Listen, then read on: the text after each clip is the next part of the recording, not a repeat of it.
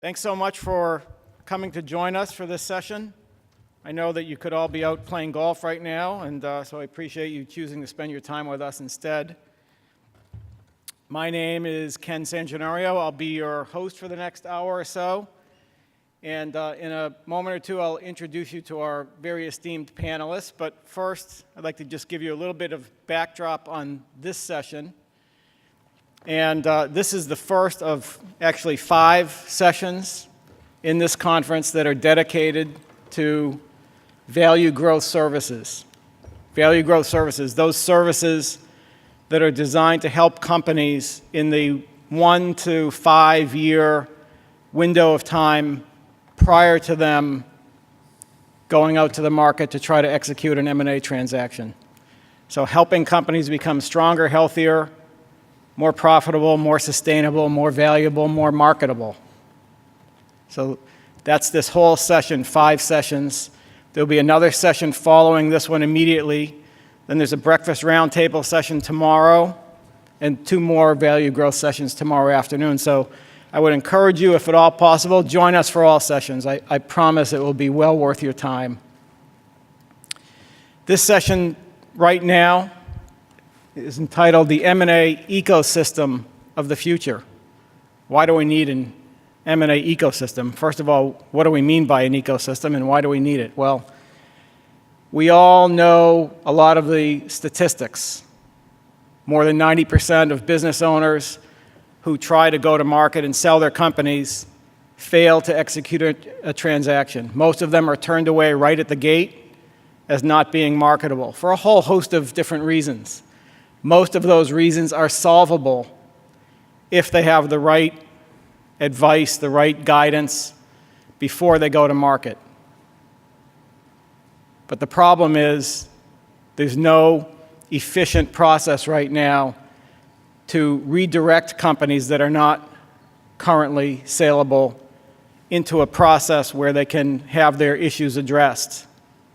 And so the AM&AA is trying to create an ecosystem, if you will, perhaps in collaboration with a number of other associations who might like to also participate. And the ecosystem might include participation from transaction advisors, from capital providers, from growth consultants, from exit planners, business valuators, a whole host of different professionals, and most importantly, from business owners.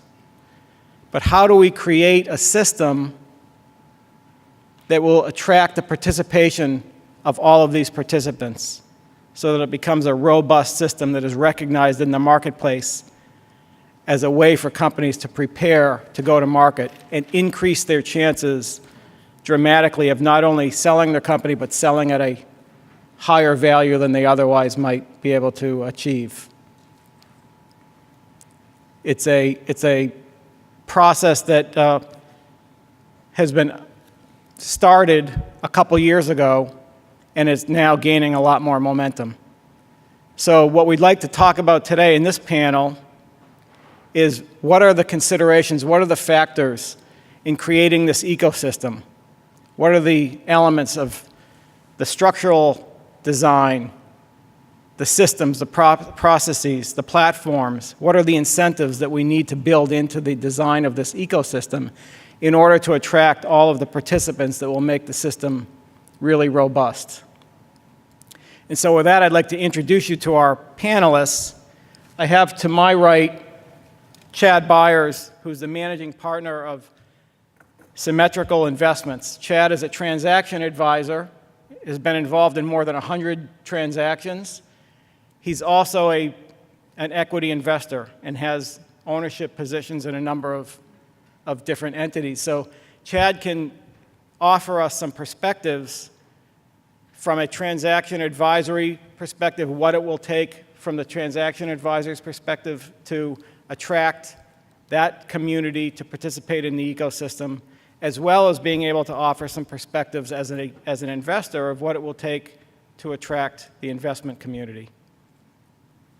To my left, I have Harvey Strode.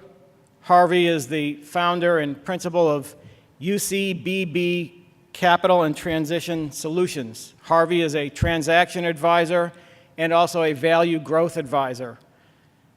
But for a long time, Harvey spent, I think, more than 20 years as a commercial banking executive, where he had a whole team of commercial lenders reporting into him. So Harvey can provide some perspectives for us on what it will take in the design of this ecosystem to attract the lending community, private lenders and commercial lenders, to participate and refer companies into the system. And to my far left, I have Chris Snyder. Chris is the owner of the Exit Planning Institute, which is the largest exit planning association in the U.S. And Chris is also the founder and managing partner of Snyder Premier Growth, which is a family office. So Chris is also an investor. So Chris can bring the perspective, since he works with so many business owners, he can bring the perspectives of business owners. What will it take in the design and structure of the ecosystem to attract business owners to want to come and participate?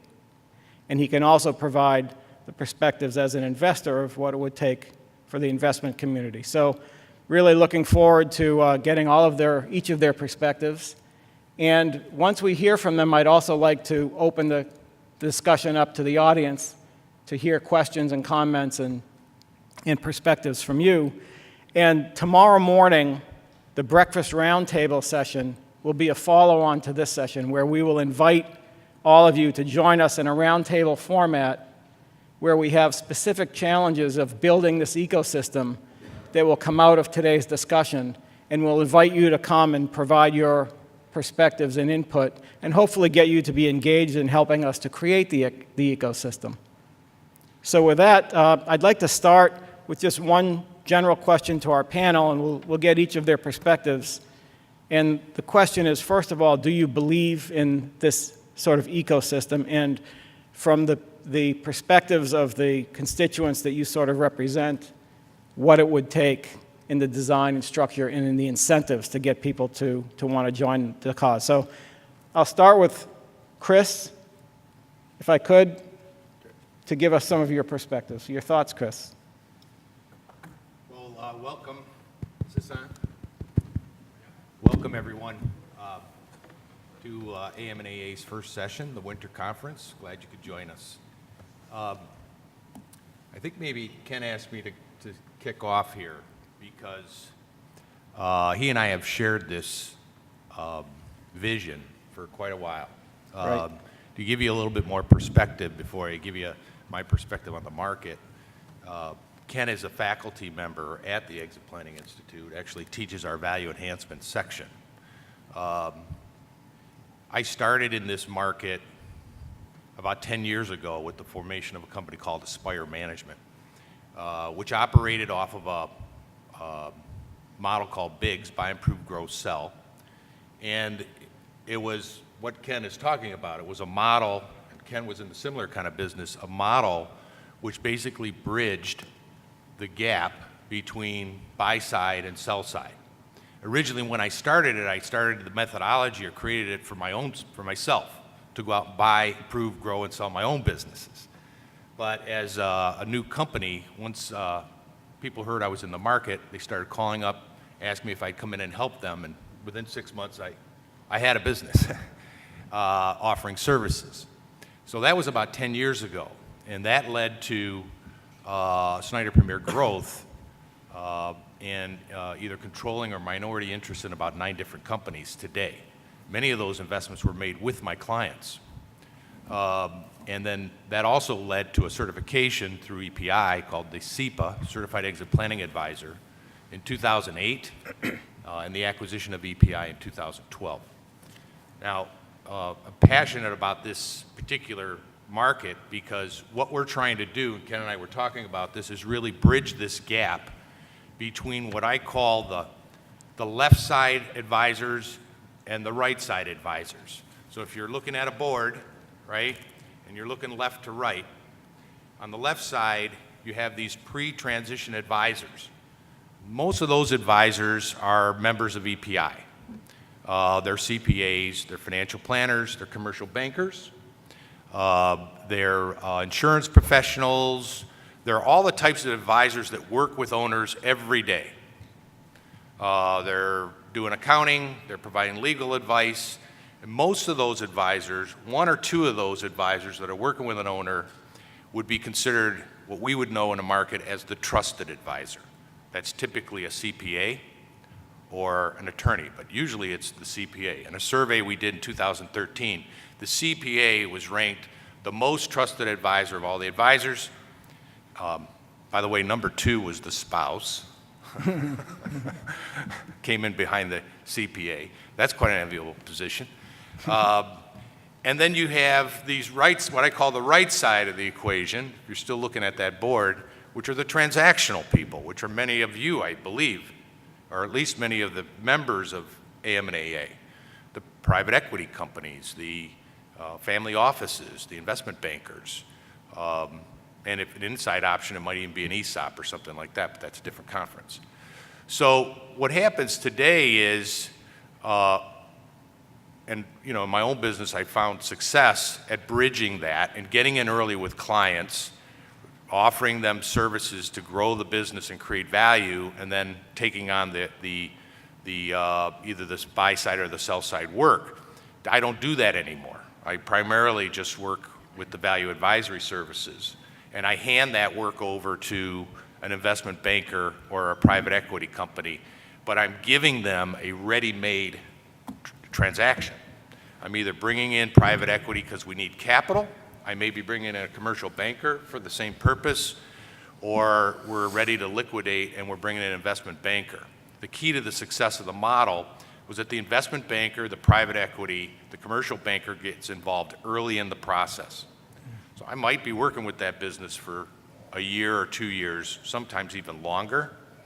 But that investment banker is involved early in the process and can begin to guide that process, for example,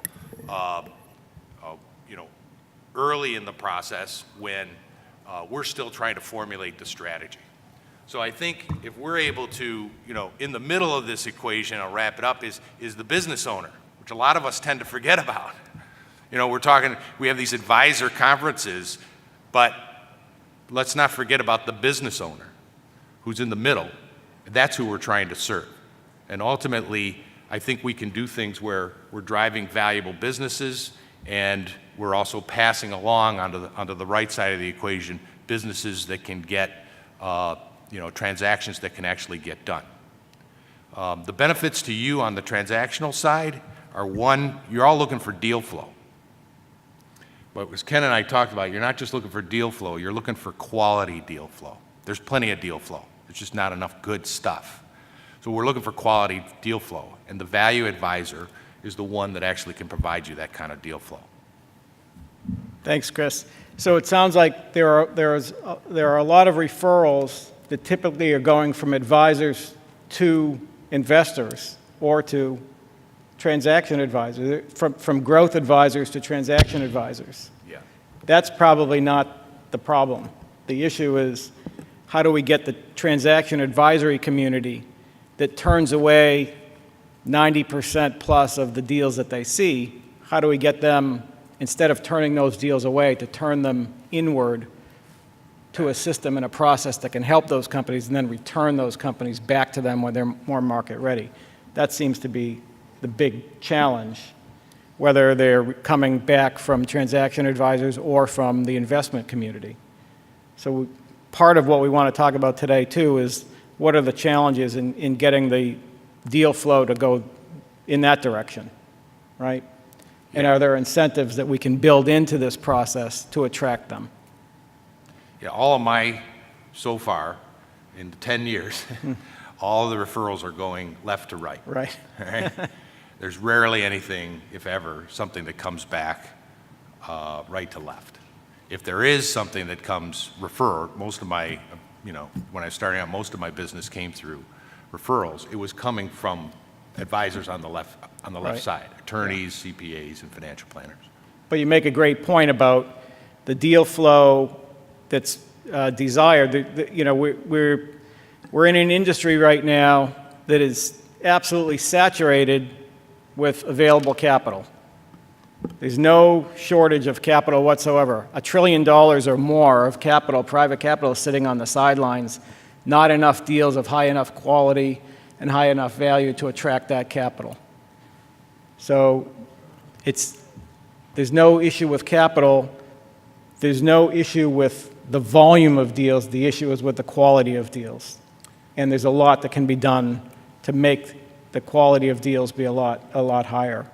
The other challenge you have with the left side is that many of the left side advisors don't really understand value acceleration either. That's right. So they can't, they're turning over businesses to the advisors on the right side that aren't transferable, they're not saleable. Right. And they shouldn't even be turning over those businesses in the first place.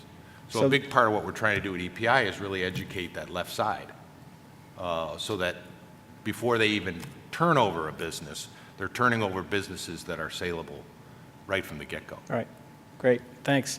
Chad, you had some interesting perspectives when we spoke over the last week or two also about creating some incentives. Love to hear your thoughts. Well, good afternoon, everyone. My name's Chad Byers. I think Ken wanted me on the panel here to talk about the sell-side banking aspect of things. So similar to all of you folks, I'm an advisor, and we do some principal investing as well. And we look at every situation a little bit differently. So as an advisor, and we talk about the left side to right side referral, and obviously we're looking at the opposite referral. We want the referral back of the company that's ready to sell, and it's of the highest quality. To the same extent, just to back up a little bit further, we build our businesses based upon a market maker paradigm, and we try to build more of a pull-based platform. So all of the opportunities that we see do come by way of referral. Usually they're from a wealth advisor, an attorney, an accountant, and the like. And a platform like this would make sense because you say 90% of the opportunities that we see we turn down. Trust me, it's not because we want to turn them down. Right. It's because we don't think that we can sell them at the right value. And I'm actually doing a sell-side panel tomorrow. I'm moderating with a couple of great advisors. The things that we spoke about, we talked about motivation. So motivation's a big piece of the pie. So the business owner goes to Chris and he says, I'm ready to sell my business. But what are his expectations? That's the second piece of the pie. So when we look at this, and the reason that we get referrals is because we go out to the market and we try to work with all these other side advisors, we'll call them. And we say, when you have a client who's thinking about doing something, and they don't know who to trust, they don't know what the process looks like, and they don't know what the real range of value is, we'll give them an honest opinion. And we're not trying to sell them anything. We just want to be that trusted advisor from the other side of the fence that they can work with when their time's ready. So I've been doing this for almost 15 years now, and I'll probably do it for another 30 years. So if you look at it from that perspective, and most of these owners are baby boomers, those folks that are baby boomers, whether they're going to sell in 5 years or 10 years, we're happy to do that transaction whenever it's the right time. So for us, I think my buy-in, and when Ken spoke to me about being on this panel, was, do you believe in this system and this idea and this concept?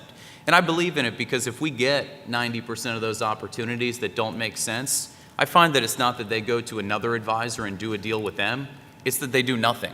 So if we can give them back to you and you can make them more valuable, and there's a way to provide economic benefit to us after you fix them and they could come back to us, that we find that to be advantageous. Sure, and it certainly won't be every company. I mean, if we can increase the success rate of companies trying to sell by even a couple of percentage points, the benefits can be huge to everybody who's participating in the process. Big benefits to the transaction advisors, to the investment community, to the growth advisors, and to the business owners themselves.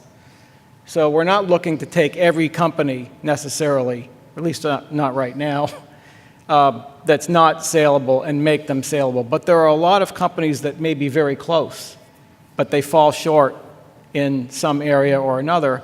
And a growth advisor can work with them for a year or two, sometimes a little bit longer, and strengthen those weak areas and then bring them back when they're a stronger, healthier company. So the key is getting the transaction advisory community to recognize the process and be willing, instead of turning companies away, to turn them into this system. but we need to create the system. Right now, the system is somewhat haphazard. There are a lot of people like Chris and myself and some others in the audience here who work with companies in a value growth capacity, but there aren't enough of us yet, and the process itself is not recognized broadly enough in the M&A community. So that's part of our challenge, is to create more exposure and more recognition for the process. But to get more transaction advisors be willing to trust the process and refer companies in. Well, and one more point. As a transaction advisor and as transaction advisors, like a lot of you folks, you're looking for these opportunities because you can capitalize on it and you can make money. So the one thing that Ken and I spoke about is maybe there should be some sort of a formalized process where if that referral comes in from the transaction advisor, there's maybe some sort of an earning amount that they can earn, whether it's a percentage of the fees earned by the growth advisor or it's the promise of getting the deal back down the road or whatever it may be. But I see this community wanting to be compensated. So if there's a way to formalize that process and institutionalize it, I think maybe that brings some of the leads back in the other direction for you, Chris. That maybe could go both ways also. I mean, there could be, for the transaction advisor who refers the deal, maybe there's a fee-sharing component on the value growth consulting fees, but maybe the value growth consultant also could participate somehow in the actual transaction once they make that a marketable deal. Mm-hmm. So there's a lot of collaboration that could go on. It's a matter of getting people sort of open to the concept. It becomes a function of when I began in this business, I think it was a lot more, I keep my intellectual capital close to my vest, and that's kind of how everyone operated versus each other, versus it's more of an open source platform today where you share your concepts of what you would have otherwise kept really close to the vest, as you share that with everyone else in the hopes of making the whole better. So this is one ecosystem that makes a lot of sense for me, because we're not going to compete for the same business. It's the owner's decision whether they're going to do a deal or not. So if there's a way that we can collaborate together the same way as we do with wealth advisors, accountants, and attorneys, right, this is just one more piece of the puzzle, right, from my perspective. Creating an abundance mentality, sort of, an abundance viewpoint in the marketplace. There's plenty of value, there's plenty of money to be earned by everybody in the process, and the collaboration will sort of benefit everybody who participates. Thanks, Chad. Welcome. Harvey, you bring some interesting, unique perspectives from the lenders community, because just as investors turn away a lot of companies and transaction advisors turn away a lot, lenders also do the same. There's a lot of competition among lenders to look for quality deals, but there are a lot of companies that, especially having come out of the recession, the last recession, are sort of stuck. They have growth opportunities, but they don't have the capital availability to be able to capitalize on their growth opportunities. And the lending community sees a lot of potential deals that are not even financeable for them, and they typically turn them away. They may be a little more proactive in making referrals. I know we tend to get referrals from some lenders who see the benefit of collaboration, but a lot of lenders haven't come around to that yet. So from your lending perspective, Harvey, what do you think is important to lenders? What would it take to attract them to be active participants in this whole system? I'm going to stand up because it's hard for me to see who's in the audience. But how many in the audience are lenders? Just raise your hand. Not very many. If you look at the attendance list, 10% of the attendees that are to come to this conference are lenders. That includes commercial bankers or commercial banks affiliation, finance companies, factors, are all lenders, mezz lenders that are going to be at this conference. If you stratify the conference, it's probably an indication of what the M&A ecosystem looks like, or what and more broadly, what the business ecosystem looks like. 25% of the attendees today are M&A advisors. Another 25% are PEG advisors or private equity providers. So you see the majority of the attendees in this conference, 50%, are equity providers from the PEG perspective and M&A advisors from an origination perspective. Those two are more interested in getting together or need to get together. Why? Because you got a supply and demand issue. Like Ken was saying earlier, you probably got anywhere from $0.5 to $1 trillion of dry powder from a private equity perspective that's looking for somewhere to put that money to work. The M&A side are the distribution or origination system that could perhaps generate opportunities for PEGs to invest their money. So you have this huge gap. From my perspective, value growth could be the connector for those two sides. Why?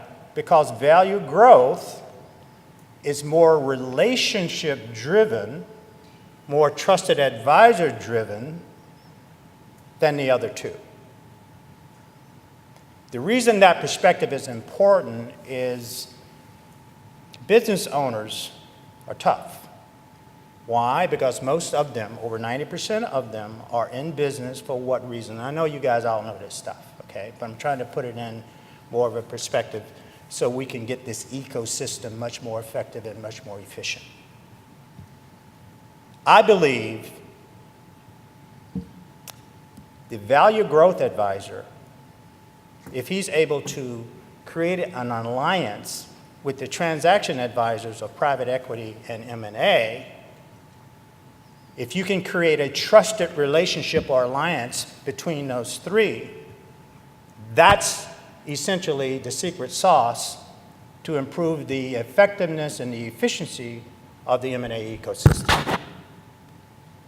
And the M&A ecosystem improved effectiveness and efficiency has to come from speed. And who's the driver of the speed? It's the business owner. The business owner isn't going to move or take action unless he trusts someone to ask him that he needs to go through this process. Now, who does he trust? He trusts mostly his commercial banker, his CPA, and his business attorney, and probably his insurance agent. Why? Because he doesn't have a business without them, right? He doesn't have a business without them. So he'll answer their call and he'll listen to them. So we talk about 90% of businesses that want to transfer, they're not market ready to transfer. And it's probably more like 95%. This ecosystem problem is a devastating problem for us as M&A advisors and transaction advisors. Yet, we as transaction advisors, we're reluctant to create an alliance with relationship advisors like value growth. Why is that? Time. We don't have the time. We can close a transaction or get a business owner market ready within 6 months to achieve maximum value. Then that, if you can create that secret sauce, it'd be great. But that secret sauce is almost impossible to create. Why? Because it's going to take a business that's not market ready 1, 2, 3, 4, 5 years to get market ready. So how do we convince that business owner to employ value growth, or how do we get a transaction advisor to ally with a value growth advisor? How do you monetize that? That's the big question. But we know the driver of it is going to be the business owner. That business owner, he probably got into creating his own entrepreneurship for lifestyle reasons. Now he's a baby boomer, right? He's a baby boomer. And all 20, 30 years that he's spent creating this valuable asset, this tangible asset, how do you get him to start taking risk, in his mind perceived as risk, to grow his business to maximum value? It's difficult, but if there's any element that's able to do that, it's going to be the trusted advisor. I could talk about this stuff all day because I've been thinking about it for years. I'm a commercial banker that's been around for 40 years. I was a bank strategist. Tried to start my own bank in 2008.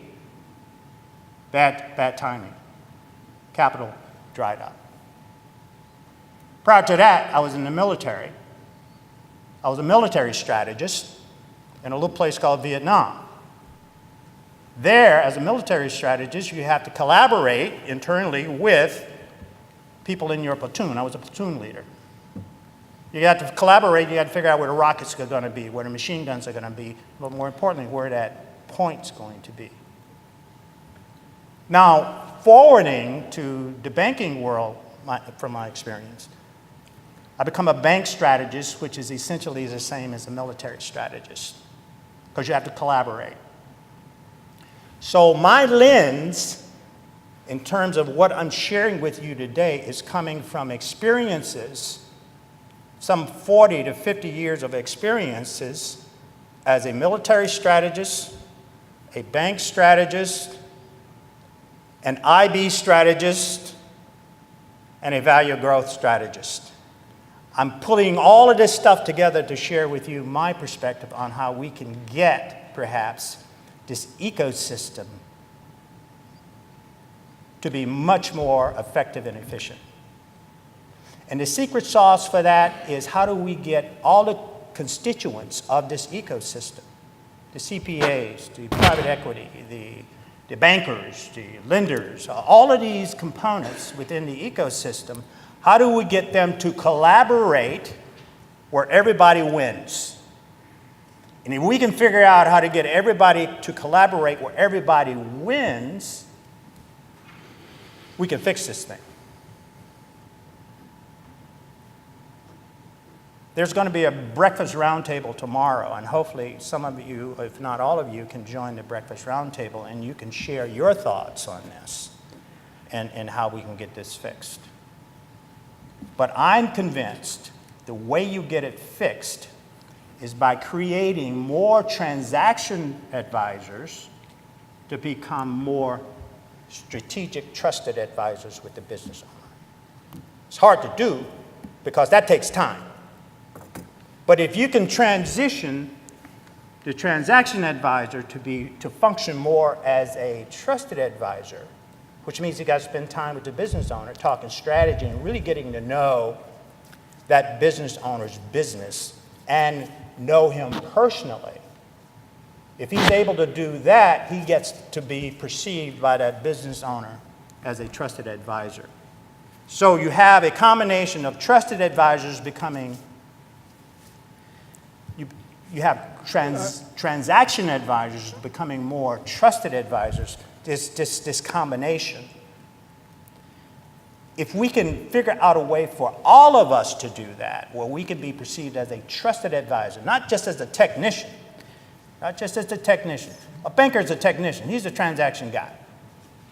Technician, he lends money. CPA does taxes, and they do financial statements, right? I can go on for quite a long time on this because I'm passionate about it. So with that, if anybody has any questions afterwards, I can share more with you. So I'll stop. Thanks, Harvey. Okay. Chris, I'd like to turn it back to you for a moment to talk a little bit about from the business owner's perspective. You work with a lot of business owners, and the members of your association work with a lot of business owners. What do we need to do in terms of building this ecosystem to get more exposure, more recognition from the business owner community? What does the outreach look like? How do we incent them? Some people have advanced the ideas that maybe if we had some sort of organization that could provide incentives to the business owners themselves, maybe there are low-cost loans or grants or something of that nature, financial incentives to get business owners to be attracted to come and participate. There are all sorts of different ways that maybe we could do it. But do you have any thoughts on how we get the business owners to, that they obviously are the key. If the business owners come to the system, everybody else will flock like white on rice, no doubt about it. But it's the business owners are the key, as you mentioned earlier. So, we have a pretty strong group in Australia. For example, the Australian government actually does fund owners' transition plans. They provide funding and incentives for doing that. It always is surprising to me as to how much emphasis we place in this country on startups, and yet we have $10 trillion of value businesses that are likely going to transition in the next 10 years or so, and we're really doing nothing for them. But I'm a baby boomer, so I'm not counting on any of that. The only thing we have to do, and I'm saying this not as an opinion, but as a fact because we've done it, is educate the owner. So the challenge is, how do you get in front of the owner, okay? Because they don't like advisors, and they don't want to spend any time with us, and they think we're going to suck them dry. But if you can get in front of owners, and we've done 3 specific things. They are, and I use the word enlightened, and I use that word because they use that word with me. There's 3 things that we have done successfully. One is we've done these corporate events. So a large part of our economy, manufacturers distribute product through distributors. And a lot of these distributors are independent businesses, low middle market businesses. And what we've done is we've gone to the corporation, the distributor, the manufacturing company, and we've said, okay, let's look at your distributors. A case in point, 200 distributors across the country. And we went to the manufacturer, we said, okay, what percentage of those 200 distributors are businesses owned by baby boomers? Roughly about 2/3, all right? And are you familiar with what the statistics are related to successful transitions? It's not good. By the time we got done with the analysis, we were coming back to the CEO of the manufacturing company and telling him, you're likely in jeopardy of losing 70 out of your 200 dealers in the next 5 to 10 years. How devastating would that be to your supply chain? And what are you doing about it? We were able to successfully get that organization to sponsor a 1.5-day ownership education session where they could bring their spouse, they could bring their family, and we would take them through a 1.5-day education. And I could show you the letters and the feedback that I've gotten from the manufacturing company of all this activity that occurred after they got educated. We've also recently done, in fact, Scott Yoder's here, EPI sponsored with our local chapters, what we're calling an owners forum. We had about 160 owners attend in New York City and about 109 in Cleveland. And we put on either half-day or full-day event where we brought the owners in for a full day on this integrated solution. So it included both left and right side. And we've gotten tremendous positive feedback out of that. And then most recently, we've done a number of these small roundtable sessions around this, what we call the 5 stages of value maturity: identify, protect, build, harvest, and manage value. And we bring 8 owners in at a time. We take them through almost like a peer group session. We do 1 session a month for 5 months in a row. We completed 2 of these recently. We had all 16 owners attend every single session. And the hit rate out of that is roughly about 25%. So the hit rate on all of these things is roughly between 15 and 25%. So what that means is that these owners are moving forward with action into that value growth stage. And if I could tell you, I'm going to try to actually get one of my clients to said it to me a couple of weeks ago. One of the questions we ask in our assessment is, how well do you understand valuation? And her comment back to me was, before or after I went through the roundtables. I said, well, after. She said, it's a 5 out of 6 now. Before, it was a 1. So what I'm saying is, if we can get programs which are educating owners, they're smart people. They figure it out. The problem is they're just not educated. Right. And, you know, it starts in the advisory community, getting ourselves educated. Right. Because we have all these pockets of knowledge, but if we're really going to be good team players, and this ecosystem will require it, if it's going to work, you have to be a team player.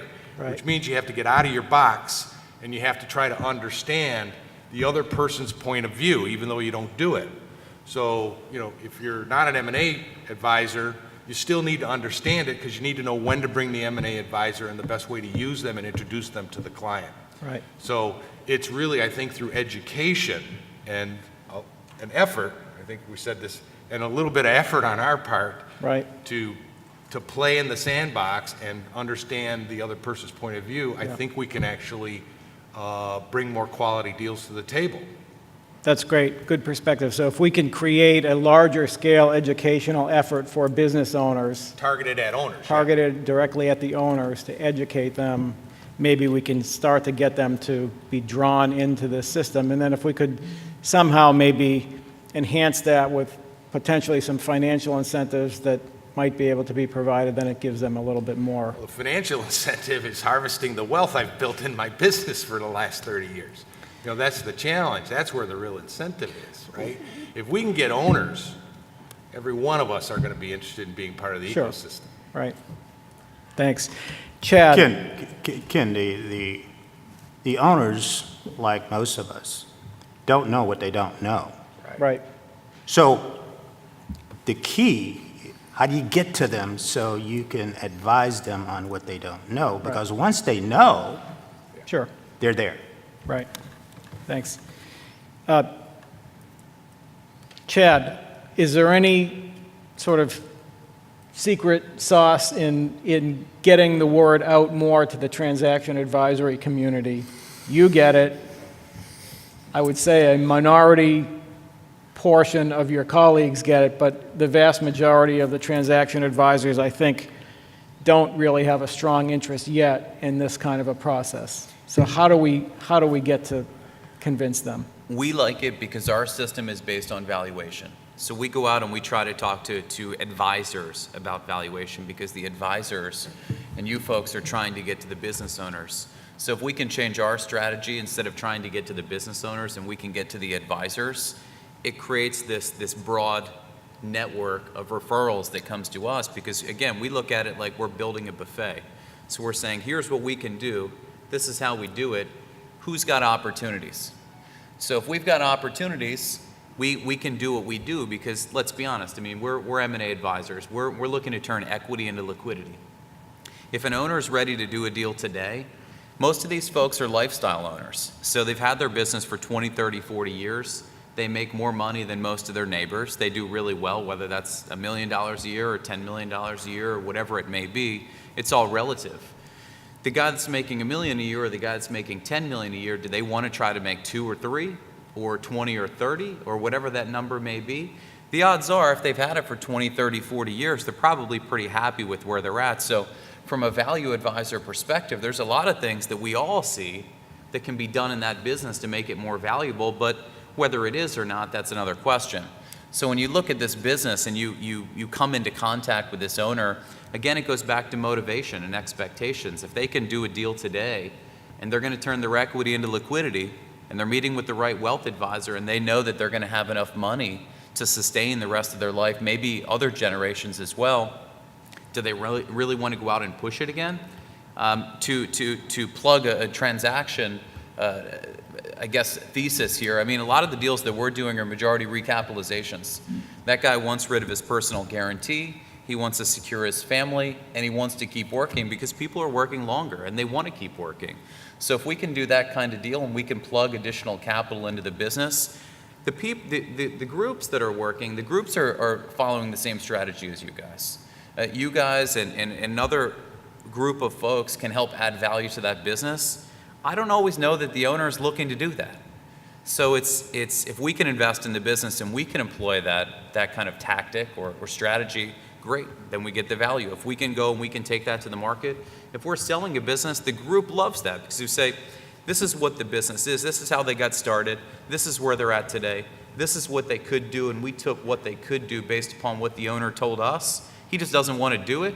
Then it's a validation of what the business is and what it could be. And then, you guys are going to see a lot of value in that because then you know what you could do with the business, and someone's going to get that value one direction or another. And my estimate is 95% of all privately held businesses, to a certain extent, are lifestyle businesses. Sure. So someone's going to get it. So Right. my theory is, if we can help them, show them what it is today and what it could be, do they want to participate or not? Right. And that's not up to us, Right. unfortunately. Yeah. Thank you. Go ahead. One of the comments it reminded me of a conversation I had with an owner just a few weeks ago, and it's $30 million business. We're talking lower middle market here, right? $30 million business. I had the conversation with him that he said, well, what do you think it's worth? And we're taking him through the assessment. I had him off to the side, and I said, it might not be worth anything. He's like, how can it not be worth anything? I said, if it can't be cashed in, if it can't be transferred, or we can't find somebody attractive that's attracted to it because it's dependent on you, there's lack of contracts, we can go through the list. I don't care if you're doing 30 million, right? Unless we can maybe sell the contracts or something, maybe orderly liquidation is the best. He turns white because he's realizing it may not be worth anything if he doesn't, do something to at least get it ready. So I think to your point, what happens is that sort of crash of reality, and I was trying to, a little bit of shock value Sure. in there by being so direct, but that little bit of shock value can initiate the owner to do something. And we're not necessarily always talking about 2-3 years. Sometimes it can be 6 to 9 months just to get, things together, get some contracts in place, renegotiate a few things. And I love the recap solution because a lot of times what we find is once an owner starts to get excited, we had a family transition not too long ago, I brought the children in, and the owner's comment on this panel was, I'm reinvigorated.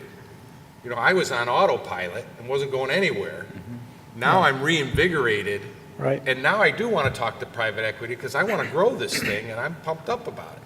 So I think it can actually turn these things that look dead into Sure. something that really becomes a great investment, and certainly on, from a private equity or family office standpoint, they not only need the money, they need that expertise to get them to Right. the next level. Well, another point there, we're looking at an opportunity right now, and it's $3 million of EBITDA, and there's $4 million of assets, and they're 100% customer concentration. Yeah. Who's stepping up to take that?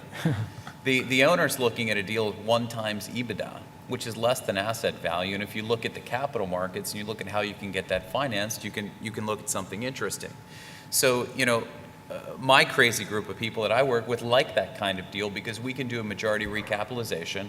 We've got a great valuation. If we go bolt on 2 or 3 other businesses, That's right. and we spread out the risk profile, now we look at an institutional investor, things are looking pretty good. But that owner says, listen, I just want out. I'm ready to go. I'm like, well, you want out, but you've got a couple more years in you, right? So it's the promise of something more. So you're creating value for him indirectly. He's not going to go and do those other things that need to be done, but he can keep the thing on the tracks for 2 more years, 3 more years. And that's enough time to find someone to run that business, or maybe it's an owner of one of the other businesses that we bolt on and or merge.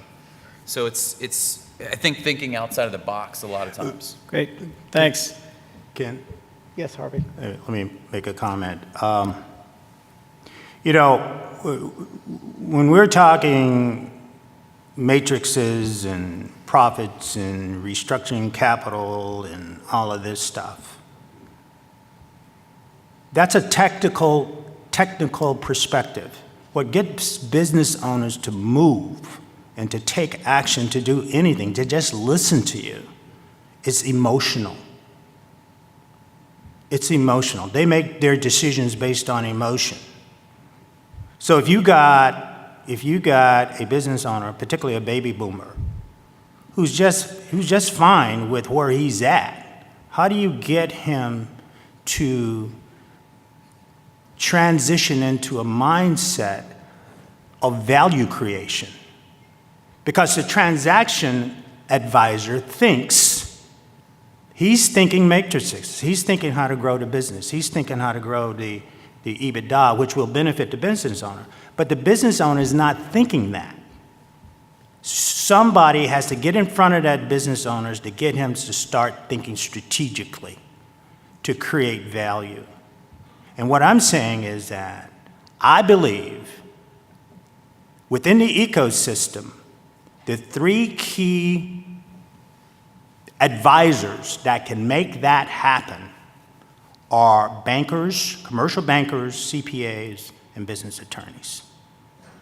Because that business owner emotionally is already connected to those three.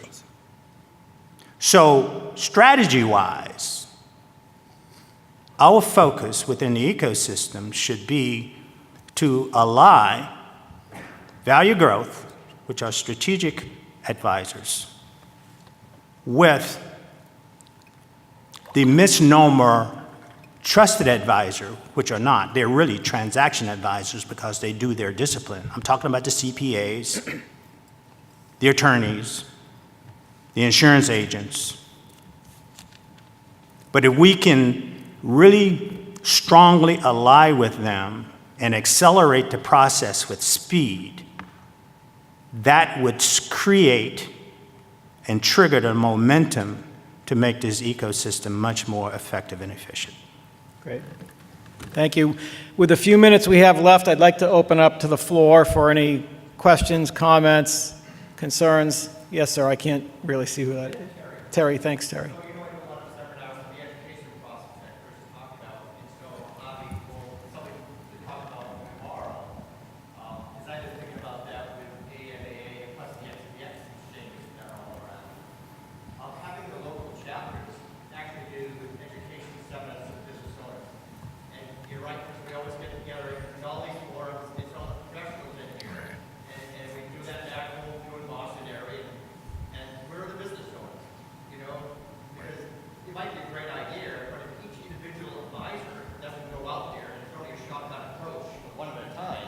it's not going to get the word out.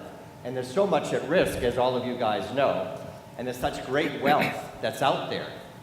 You know, Canada did a study, I think it was 8 years ago, 10 years ago, it doesn't really matter, but they know there's going to be a lot of businesses that are just going to close down. Because there's not that value, they don't have anything to sell, to your point, Chris, some of them, or very little, and there's 10 million less people behind us boomers to buy the business. So they need to do things to increase the value, besides get themselves personally ready. So there's more than just the financial aspects, but you need to get the awareness out there and educational process out there. So if the chapters could do that, if AMA could do that, I think that'd be a great start. That's a great perspective, Terry. Thank you. In case you didn't hear the beginning of that when Terry didn't have the microphone, his suggestion is the AM&AA has chapters around the country. EPI has chapters around the country. There's some others like XPX. And if we can take this message out to those chapters, if you belong to any of these association chapters, and start to sort of propagate the message there and have those members, the chapter members, take it out to their relationships as well, we can start to spread the word a lot more quickly. That's great. Thanks for that. Other questions or thoughts or ideas?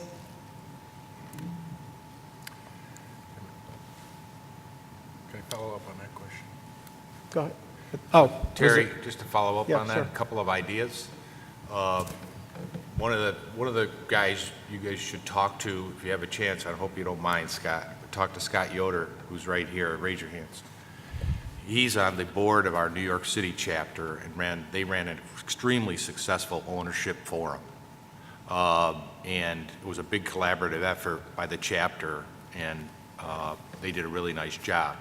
We throw that word like collaboration around a lot, but that's how it works. So one is, chapters is one way to do it. Another way that we found is just get together with a couple other advisors. And we've gotten together with Scotta Minotti in Cleveland, and we've run these roundtables. We bring in we bring in a law firm, we bring in a CPA firm, we're in there, and everybody contributes some clients. The way these forums were done that way. So if we even just sort of create small pockets where we really work together to set goals and objectives and run these events, we can get owners to attend these events, especially if you're the trusted advisor and you're calling the client up and you're saying, look, Randy, I really think this would be a good idea for you to come. Right. And they'll come. Yeah. Now, the content better be good, or Right. they won't come back, right? But they'll come to that stuff. And if we get 2 or 3 or 4 firms, different firms working together, you can create these kinds of events, and that begins to stir. And in the events we've run, every one of those owners we've asked to recommend another owner that should come. So it's perpetuating itself. Right, good. Sorry.